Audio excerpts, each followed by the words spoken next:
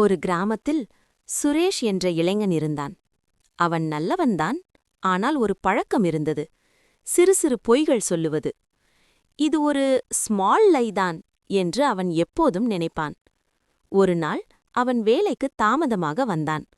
மேலாளர் கேட்டார், "ஏன் லேட்டு?" அவன் உடனே பொய் சொன்னான். "சார், வீட்டில் அவசரம் இருந்தது." ஆனால் உண்மையில் அவன் தாமதமாக தூங்கியதால்தான். ஜு. அப்படியே நாளுக்கு நாள் அவன் பல பொய்கள் சொல்ல ஆரம்பித்தான். ஒரு நாள் அவனுடைய அம்மா திடீரென உடல் நலம் குன்றி விழுந்தார். அவன் உடனே வேலையிடத்துக்கு ஃபோன் செய்து சொன்னான், "சார், என் அம்மா மிகவும் சீரியஸ்." ஆனால் மேலாளர் அமைதியாக சொன்னார், "சுரேஷ், நீ எப்போதும் பொய் சொல்ற. இது உண்மையா என்று நம்ப முடியவில்லை."